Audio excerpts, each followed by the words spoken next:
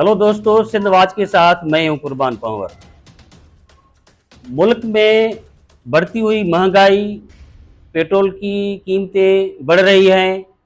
Petrol की कीमतें बढ़ने की वजह से हर चीज़ बढ़ रही है, महंगाई बढ़ रही है, लोग परेशान हैं, लोग खाने पीने के लिए परेशान हैं, लोग अद्वियात के लिए परेशान हैं, लोग अपने राशन, लोग अपनी ज़िंदगी जीने के लिए परेशान हैं। तो ये बढ़ती हुई जो महंगाई है पाकिस्तान के अंदर, उसकी क्या वजूहात हैं, और ये जो निगरान गवर्नमेंट आई है, केयर टेकर, इन्होंने भी आके पेट्रोल को इतना बढ़ाया है कि लोग सांस नहीं ले रहे। पेट्रोल बढ़ने से हर चीज़ बढ़ गई है, लोगों की परेशानी, मुल्क की मईशत तबाह हो गई है। आज हम एक सीनियर उस्ताद के पास आए हैं, डॉक्टर असलम परवेज साहब के पास आए हैं। हम उससे थोड़ी गुफ्तगू करेंगे, थोड़ा मालूम करने की कोशिश करेंगे कि ये जो महंगाई बढ़ी है, तो सिंध के हिसाब से, पाकिस्तान के हिसाब से, या खुद बैनुल-अक़वामी तौर पे ये क्या माजरा है। ये सिर्फ पाकिस्तान में ही महंगाई हो रही है या दुनिया के अंदर भी ऐसे हालात बने हैं कि महंगाई का एक माहौल बन गया है। तो हम डॉक्टर असलम परवेज साहब से थोड़ा इस बात पे गुफ्तगू करेंगे, थोड़ा मालूम करेंगे, कोशिश करेंगे कि डॉक्टर असलम साहब हमें कुछ इसके बाबत थोड़ा ब्रीफ करें।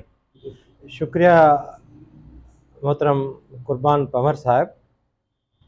ये जो महंगाई है, ये एक तरह से आलमी फिनोमेना भी है। आलमी फिनोमेना इस वजह से है कि यूक्रेन की वार की वजह से, रूस और चीन के ख़राब तल्क़ात की वजह से, लेकिन उसके असरात इतने ज़्यादा नहीं हैं। वो जो महंगाई है वो कंट्रोलेबल है और दुनिया के बाकी ममालिक में उस पर इतने असरात नहीं पड़े। यानी कि हमारे जो नज़दीक के पड़ोसी मुल्क हैं, बांग्लादेश, इंडिया, उन पर उसके असरात कम पड़े हैं। श्रीलंका पे ज़्यादा पड़े हैं, क्योंकि श्रीलंका ने बहुत ही ज़्यादा कर्जा लिया था चीन से, अमेरिका से और दीगर ममालिक से, और उसकी ज़राअत को शदीद नुकसान पहुंचा था उनकी उन पॉलिसियों की वजह से, जिनमें उन्होंने पेस्टिसाइड, फर्टिलाइज़र का इस्तेमाल बंद करके कहा कि हम ऑर्गेनिक फार्मिंग करेंगे। लेकिन उसका भी सिक्के की डॉलर के मुकाबले में आज सूरत-हाल हमसे बेहतर है। सबसे हैरत की सूरत-हाल ये है कि मुसलसल जंग से तबाहशुदा जो अफगानिस्तान है, उसके 85 अफगानी में $1 US डॉलर आ रहा है, जिसकी मईशत, जिसको कोई दुनिया का मुल्क मानने के लिए तैयार नहीं है, उसकी मईशत हमसे कई गुना बेहतर है। ईरान, जिसपे मुसलसल सैंक्शंस हैं, उसकी भी मईशत हमसे बेहतर है। तो ये जो आज जो सूरत हाल है पाकिस्तान की, वो आज की नहीं है, वो गुज़श्ता 70 बरस और बिलखुसूस अयूब खान की दहाई से शुरू होती है, जब पाकिस्तान ने पहली दफ़ा बड़े पैमाने पे कर्जा लेना शुरू किया ग्रीन रिवोल्यूशन के नाम पर। और उस ग्रीन रिवोल्यूशन के नाम पर जो ज़मीनें आबाद की गई, वो अब क्या कहें कि जिनको मिली, उनमें कोई रिटायर्ड जनरल थे, कोई हाजिर सर्विस थे, जिसमें अयूब खान की अपनी ज़मीनें भी थी, टंडो मोहम्मद खान में मिली 5-5 हज़ार एकड़ ज़मीन, और इस तरह से उनको मदद मिली, बैंक के लोन्स मिले, सारी चीज़ें उनको मिली, और वो कर्जा जो था वो उस कौम के नाम पर था। एशियन बैंक के कर्जे एग्रीकल्चर बैंक में आए। वो एग्रीकल्चर की बैंक के कर्जा जात जो हैं, वो एग्रीकल्चर बैंक के थ्रू बड़े बड़े जागीरदारों को, इंडस्ट्रियलिस्ट को, और उन्हीं इस्टेब्लिशमेंट के अमलदारों में, जिसमें जुडिशरी भी आ जाती है, जिसमें स्पीकर असेंबली भी मंजूर साहब भी आते थे, उनको दिए गए। और वो अरबा रुपए जो कर्जा दिया गया, वो फिर उनको माफ कर दिया गया कि वो दे नहीं पाते, गरीब हैं। अगर वो कर्जा जात हमारे मुल्क में सही नमूने से इस्तेमाल होते तो आज हमारी मईशत कई गुना बेहतर होती। लेकिन हुआ ये कि हमारे हुक्मरानों ने देखा कि आसान शॉर्टकट ये है कि इन पैसों को हम बाहर भेज दें, बाहर प्रॉपर्टी खरीदें और यहां पे अपने कर्जा जात माफ कराते रहें। इसलिए हमारे पास जो बुनियादी सनत है वो पनप नहीं सकी। जो बुनियादी सनतें थोड़ी बहुत लगी, स्टील मिल और दीगर, वो भी शहीद जुल्फकार अली भुट्टो के वक्त में शुरुआती अवाली दौर में लगी, जिस पे अमेरिका ने काफी एतराज किया और दूसरा क्या, आखिर बल-आखिर उसको नाकाम कर दिया। और उसके अगर हम बुनियाद और भी आगे से देखें तो जिस वक्त नेहरू अमेरिका से कह रहा था कि मुझे आप देना चाहते हैं तो तैलीम इदारा दें, MIT जैसा इदारा बनाएं, और वो जो MIT का इदारा, तर्ज का इदारा बना, वो तमिलनाडु में बना, बेंगलोर में बना, और वो बेंगलोर आज IT के सनत में 45 अरब डॉलर से भी ज्यादा कमा रहा है।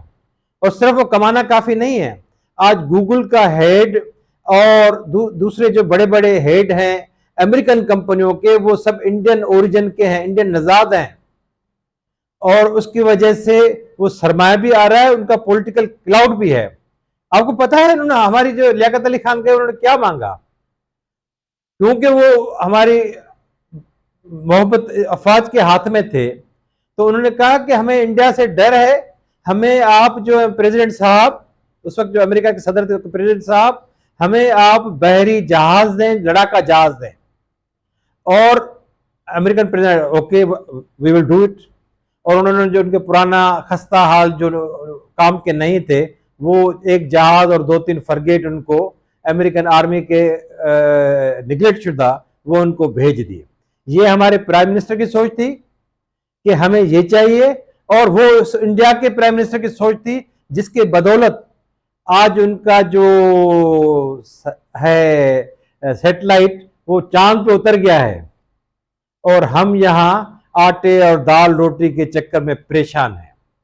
तो ये जो पाकिस्तान की लूट खसूट होती रही है, आप देखें 60 की दहाई में डॉलर US का 3 रुपए का था, भुट्टे के अवाइली दौर में वो 9 रुपए का था, 91 और 92 में ये 25 रुपए का था। नवाज शरीफ के दौर में जब 98 में एटमी धमाका किया गया तो उसका ऑफिशियल रेट 36 रुपया था, और ब्लैक, क्योंकि पाकिस्तान के पास सिर्फ 300-400 मिलियन डॉलर थे, बिलियन भी नहीं था, तो उसकी वजह से ओपन मार्केट में 50 से 60 रुपया डॉलर ब्लैक में बिक रहा था, जो कि फिर वो नीचे आ गया। ये जो डॉलर की कहानी बढ़ी है वो करप्शन के पाकिस्तान में साथ बढ़ी है। ये नवाज शरीफ की करप्शन है, ये जरदारी की करप्शन है, ये इमरान खान की जो है ग्रुपों की करप्शन है, ये जो है बुनियादी तौर पे पाकिस्तान के हुक्मरान तबकों की करप्शन, हमारे एस्टेब्लिशमेंट के इदारों की करप्शन वो है।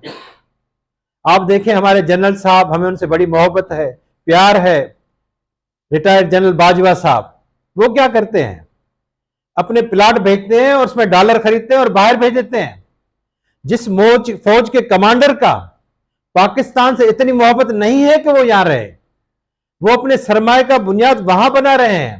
जो हमारे रिटायर्ड चीफ जस्टिस होते हैं वो अपनी प्रॉपर्टियां वहां खरीद रहे हैं, तो उनका पाकिस्तान के साथ क्या लगाव, क्या सरोकार? और सबसे बड़ी मुसीबत यह है, आज बिजली का बुरहान है। आज बिजली का वो रेट हो गया है जो गरीब तो नहीं बर्दाश्त कर सकता, लेकिन छोटा निचला मुतसवत तबका और बड़ा मुतवसत तबका उसकी बर्दाश्त से भी वो बाहर निकल चुका है। वो इसलिए कि 85 करोड़ जो यूनिट हैं वो वापडा के अमलदारों को मुफ्त मिल रहे हैं, और हमारे काकड़ साहब ने कहा कि हमारे जो एस्टेब्लिशमेंट के इदारों के हैं उनको फ्री यूनिट नहीं मिलते। बिल्कुल वो सही कह रहे हैं, उनको फ्री यूनिट नहीं मिलते, उनके लिए खास बजट एलोकेट की जाती है गवर्नमेंट ऑफ पाकिस्तान में से कि ये इतनी बिजली इस्तेमाल फ्री कर सकेंगे। जिनको फ्री बिजली इस सूरत में मिलती है उनको अवाम का एहसास नहीं होता कि ये अवाम कितने पैसे भर रहे हैं, कितने पैसे दे रहे हैं, उनके घरों में क्या गुजर रही है। जब वो बिजली का बिल देते हैं तो बच्चों की फीस नहीं होती, घर के लिए आटा नहीं होता, मकान का किराया नहीं होता। इसी वजह से आज लोग जो हैं अपने तौर पर, व्यापारी अपने तौर पर, और फिर कोई एक आध जमात इस्लामी या दूसरी तरकीब निकल रहे हैं, पीटीआई, पीस पार्टी, पीडीएम और बहुत और पार्टियां आज खामोश चुप उसको साथ गई है, वो खामोश बैठी हैं क्योंकि ये उसका खुद किया कराया है, इस वजह से खामोश बैठी है। तो ये मुल्क तेजी की तरह से एक ऐसे बुहरान की तरफ बढ़ रहा है जिसका आगे कोई हल नहीं है। आज मैं एक वीडियो देख रहा था जिसमें एक मज़ाहिया वीडियो थी कि अचानक ऐलान होता है कि जहाज हो सकता है कि आगे चल के गिर जाए, तो एयर होस्टेस और पायलट पैराशूट बांध के जंप दे के चले जाते हैं। मुसाफिर सब परेशान है कि क्या होगा। ये यहाँ की हालत नहीं है। कुछ अर्सा आपको याद होगा कि अफगानिस्तान में जो उनके प्रेसिडेंट थे गनी, वो जहाज में पैसे भर के उड़ गए। फौजें जो है आखिर में भाग रही थी एयरपोर्ट पे, अफगानिस्तान के काबुल के एयरपोर्ट पे रश लगी हुई थी, लोग मर रहे थे और हुक्मरान भाग रहे थे, और उनके साथ जो अमेरिकी फौज के चिमचे थे वो भी चढ़ के जा रहे थे अवाम को ऐसे मंझधारा में छोड़कर। यही वियतनाम में हुआ, यही कंबोडिया में हुआ और यही इस तरह के मुल्कों में हुआ। हमारे हुक्मरान अपने थैले तैयार करके बैठे हैं, उनकी प्रॉपर्टियां यूरोप में, अमेरिका में, लैटिन अमेरिका में, तुर्की में और यूएई में हैं। वो पैसे भिजवा चुके हैं। यहां पर जब तक उनकी हुक्मरानी है तब तक बैठे हुए हैं। जब भी ऐसा दौर आएगा तो वो सिर्फ जहाजों में चढ़ के नहीं जाना है, बाकी सारी चीजें उन्होंने वहां सेटल कर दी हैं। हम और आपका कुर्बान साहब क्या होगा? हमारा तो कुछ भी नहीं है। हमने जो मकान बनाया वो भी यही है, हमारा बैंक अकाउंट भी यही है। आपको एक और किस्सा सुनाऊं कि पाकिस्तान तो मोज़म्बिक की तरह बनना जा रहा है। मोज़म्बिक का एक जो डॉलर था, सिक्का था, उसका नाम था $1। वो $1 यूएस के $1 के बराबर था, और इसी मुआशी बुहरानों की वजह से वो 1 बिलियन मोज़म्बिक के जो डॉलर थे वो बन गए अमेरिकन डॉलर के बराबर। लीरा जो था किसी जमाने में वो इसी तरह से गिर गया। पाकिस्तान का रुपी भी इसी तरह से फ्री फॉल है, और आगे चल के क्या होगा उसका कोई पता नहीं। आपने कुछ देखा है कि ये क्या हो रहा है? ये जो हमारे खैबर पख्तूनख्वा का सूबा है उसमें हमारे फौजी जवान अपनी जानें गंवा रहे हैं रोजाना, और हमारे खैबर पख्तूनख्वा में लोग चाह रहे हैं कि भाई कुछ भी हो जाए, हमें ऐसी हुकूमत चाहिए जो कि इस इकोनॉमी को बेहतर कर सके। उसके लिए उनके पड़ोस में मिसाल है अफगानिस्तान का, जो पहले तो कहा जाता था कि नाकाम स्टेट है, अब वो कामयाब स्टेट है। वो दरियाए काबुल पे डैम बना रहे हैं, 15 लाख नई जमीनें आबाद कर रहे हैं। वो चीन के साथ लिथियम का मुआहदा कर रहे हैं। वो ईरान से 60-70 रुपए के हिसाब से अपना पेट्रोल और डीजल और गैस खरीद रहे हैं। उनके पास बिजली की कमी भी नहीं आ रही। वो कह रहे हैं हम, वो पाबंदियां हमें कबूल हैं जो अफगानिस्तान जिस नाम पे तालिबान बदनाम है, खैबर पख्तूनख्वा के लोग, वो कहते हैं इस तरह की हमें हुकूमत चाहिए। ये हमारे हुक्मरान क्या बोके जा रहे हैं? ये किस तरह से जा रहे हैं? ये तो उड़ जाएंगे वेस्टर्न कंट्रीज की तरफ, हमारे सर पे ये मजहबी फंडामेंटलिस्ट का भूत छोड़ के जाएंगे। ये हमारे मसाइल है। तो दोस्तों, डॉक्टर असलम परवेज साहब की आपने तफसीली मईशत के हिसाब से आपने बात सुनी, और हमारी करेंसी की क्या पोजीशन है और डॉलर की क्या पोजीशन है और दुनिया की के मुख्तलिफ ममालिक की जो मईशत है उसकी क्या कंडीशन है, उस पर तफसीली डॉक्टर साहब ने जो बात की, बहुत मालूमाती, बहुत अहम बात की। तो अगर ये हमारा वीडियो आपको पसंद आया हो तो हमारे चैनल सिंध वॉच को सब्सक्राइब करो और लाइक करो। आपकी बहुत मेहरबानी।